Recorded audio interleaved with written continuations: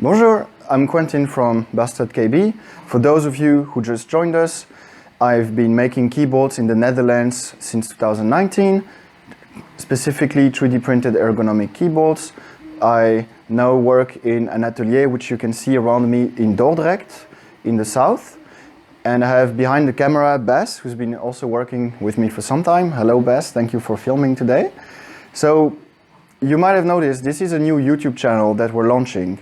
And the point being is that we want to go a little bit more into YouTube. We're not exactly sure what, tutorials, helpful guides, presentations. And so this video is about showing you a little bit what we do here exactly, who we are, what kind of design, how we go around projects here. So I hope this will be interesting for you. And for this first section, we're going to start with the design desk, where I spend most of my time and where all the projects happen. So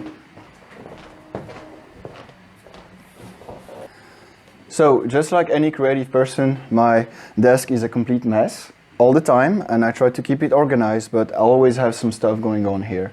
So for those of you who have been following for some time, I come out with a lot of projects, and most of them will never finish and will never be published on Github or be a proper product, but I try a lot of stuff. And I design almost all of the stuff here. So on this computer, this is just a simple laptop, but I do have this nice screen. And I do here specifically PCB design. I do with KiCad. I do 3D design with Fusion 360. And this is also where I test software for a lot of stuff, like this new trackpad for the Dilemma. This is a bigger trackpad. We're working on it with the help of people on Discord. I have, for example, some acrylic stuff here that we're playing with. I keep all the ongoing projects either on the desk or close by. And over here we also have the new Splinky, so RP2040 architecture. So this was just a simple setup to take some pictures and update the build guides. Because a huge part of what I do as well on the computer here is the behind the scenes stuff that no one really sees, or no one really notices, like preparing proper documentation and build guides, taking pictures, managing emails, managing Discord. It does take a lot of work, but I'm thankful to say that we managed to organize the rest of the work of the atelier in a way that I have more time to do what I love, which is 3D design, PCB design, user experience design. So now we're going to move a little bit over there to the other side, and I'm going to show you the 3D printing setup. So over here we have the 3D printer farm, and I started actually with this Ender 3 that I got 4 years ago and slowly upgraded to one Prusa Mark III's and then 3 more Prusa, and those are now running almost every single day of the week, almost the whole day. And the point is that we now have a lot of stock of prints, and we also print a lot of prototypes, sometimes different colors, sometimes small upgrades on the 3D models, sometimes completely new models. And I got those printers specifically because they are extremely reliable. They have been printing almost non-stop. I do have to do some maintenance on them from time to time, but that's just part of having 3D printers. And we do want to make later on another video on managing the 3D printing farm here, on how we do small scale production of 3D models and go from the design all the way to the printer tuning and material choice and so on. So that if that's something you're interested in, definitely let us know what you would like to see specifically, and stay up to date on the YouTube channel. And so because we have 3D printers running 24/7 and we managed to get a few more of them than a few years ago, we try to have almost all the time a small stock of all the keyboards, including the main keyboard, the main keyboards, the plates, the tents, and so on, so that when we get new orders, we can just grab one and put it in a package. And so, speaking of packaging, this is the current setup for packaging. And this setup has changed quite a lot over the last year. We are in this current atelier for almost a year now. And it has changed a lot because we are going through more orders we have to do. So we had to optimize stuff. We had to rethink on exactly how we process orders. And by rethinking the processes, and by we, I mean Bass, mostly we had to rethink the physical organization of the whole packaging station.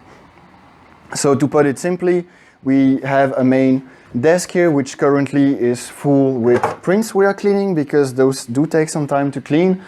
We have some pre-builds. We have 40mm trackpads, a lot of them that we need to sort out in the appropriate boxes. We have stickers, and under here, what we do is we have a lot of different components, and then we prepare kits ahead of time.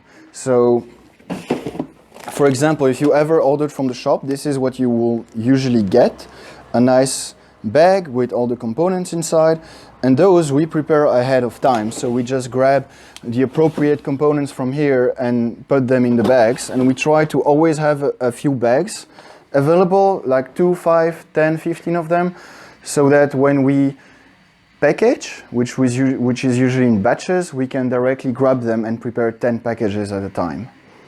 On top of all this, we of course have a lot of packing material, but this is more organization specific. We have bubble wrap, we have a lot of carton boxes here, we have a lot of packing peanuts, we have a lot of different bags, and so on. Now let's go over the soldering station, which is another important part of this atelier.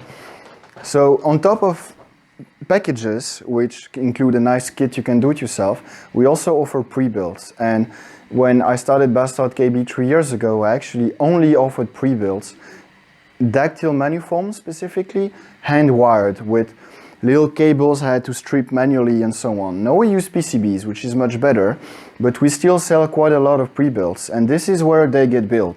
So we have a setup that we organize properly with a desk, really good soldering iron, fan for the fumes, desktop, a laptop on the side to flash QMK and do some debugging if necessary, and so on. We have some small tools available here, and on the other side of the atelier we have another big box with a lot more tools, like a multimeter, a desoldering gun, replacement tips for the soldering iron, and so on. So we try to have good quality tools here, on one side to make our life easier, and on the other side so that we can produce products, keyboards, that have higher quality. And once we make them, we go through a lot of quality checks, like visual inspection, connection to the computer to check carefully that every key works, flashing the default firmware with VL, and so on and so forth. It takes quite a bit of time, and we also prepare the keyboards with some slip pads and package them with some specific information and quick start guides, and so on. That's something like, that's part of providing an experience out of the box that we worked on. So that was it for all the work part, but this is an atelier where we have to be creative, and we come here quite a lot for work. And so we try to make it as nice as possible for us to have good working conditions, to have fun at work. And so this side of the atelier is also an important part of it. So it's not directly work related and BastardKB related, but it does make our life way easier. And we just have like a simple coffee corner with a couch and table and a fridge and microwave, coffee machine, and so on. You will maybe start to notice a trend recurring with the color of the appliances. Okay, so this wraps it up for the tour of the atelier. So we're gonna walk back over here to the design station, I talked a bit earlier about the projects I have going on, and because this is the first video of the YouTube channel, I didn't go in depth for technical details, but that's something I'm really excited to share with you guys, because the last 3 years in Dordrecht have been really exceptional for me, and that's in huge part thanks to the community around ergonomic mechanical keyboards, thanks to you guys that follow us on YouTube, on Patreon, also the fantastic people on Discord, which have helped me a lot with 3D design, with electronic design. We are really excited to bring you new content on YouTube, and we would also love to hear from you guys what you would like to see.